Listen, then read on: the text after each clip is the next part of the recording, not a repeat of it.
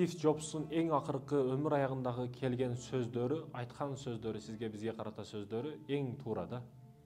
Бул өмүр аягында түшүндү, ким кандай экендигин, не экендигин, эмнеге ишенишим керек, эмнеге ишенбешим керек экендигин, өлүм алдыга кабырга келип бир кадам көргөндө бирөөлөр келип ассаламу алейкум деп калган учурда түшүндү. Бирок ошол нерсени түшүнгөн нерсесин көпчүлүккө айтты да.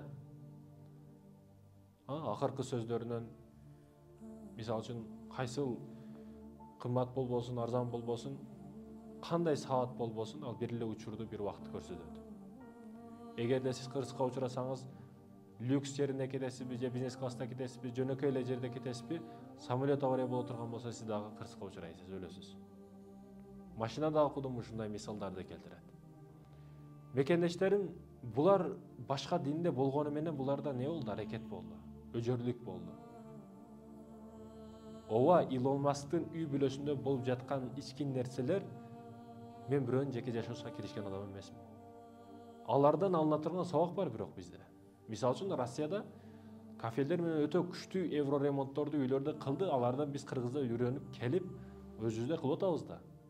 Ал мусулман эмес, бирок ала турган жакшы нерсеси бар. Алар мусулман болбосо дагы өтө күчтүү китептерди жазып койгон, аларды окуй бер. Бирок урматтуу мекендешим, илимден өзүбүздү алып качышыбыз бул караңгылык. Илим билимден качышыбыз караңгылык. Колледжде окуп жаткан учурумда жанымдагы окуучу айтып атат: "Биз мусулмандарга окушандай бизге эмес. Университетке мен тапшырасым жок, университетке кирбеймин. Себеби мусулмандар окушандай неме, светтик жактагы мындай илим билимдердин кереги жок. Биз ушул дин жактан ошондой немелерди кылсак болду" деп ошондой айтып атат. Мен дароо туруп жообун берип ырдап койгом. Илимден качпашыбыз керек биз.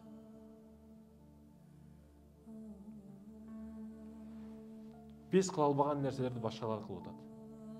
Неге? Аларда өжөрлүк бар. Бир нерсеге карата шык бар, аракет бар. Ал намаз окубайт, ал мусулман эмес. Кудай дебейт. А сизге неге Кудай бербесин? Аракетти токтотпошубуз керек. Күч жактан кетсең дагы бир деңгээлге жетесиң, бирок сени жеңүүчү чыгат. Бизнес жактан кетсең дагы сенден күчтүүсү баары чыгат. Бирок илим жактан кетсең, урматтуу мекендешим, илим жактан кетсек, өнүктүрө өсөбүз, бирок сенин ордуңдан күчтүүсү чыгышы мүмкүн, бирок сенин ордуң ар дайым төбөлүккө калат илим жактында. Ошондой экен, илимде эч качан токтобошубуз керек, аракет кылышыбыз керек. Башкаларга үлгү болушубуз керек. Өлүм астыбызга келгенде эмес, андан кийинки даражаларды ойлошубуз керек. Стив Джобстордун мисалынан, Стив Джобсту карасаңыз мисалдарынан, мага акча керек болсо мен дароо ишке чыгып иштеп кетпеймин, ойлономун. Бардык айбандардан айырмаланып бизге ойлонуу берилген да. Биз ойлой алабыз да. Мунадан 5 сомдон 10 сом кылса болот, 10 сомдон 5 сом кылса болот, кантип деген суроону өзүгө берип, дагы мынандай ишти кылсам, мынандай майрегер болсам деп ойлонобуз да. Эч кайсы айбанда жок бул нерсе. Бизде бар. Эмнеге келлени иштетпейсиң? Башты сечишибиз керек.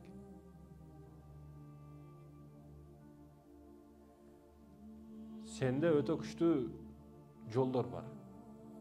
Жана сенде өтө күчтүү күч бар. Ал нерсени кылышка мүмкүнчүлүк дагы бар. Убакыт дагы бар. Көп нерсени кылсаң болот. Сен, урматтуу мекендешим, жолдон жүрүүчү болбо. Жол жок жерден жүр, сенин артыңдан адамдар изиңден жүрүшсүн.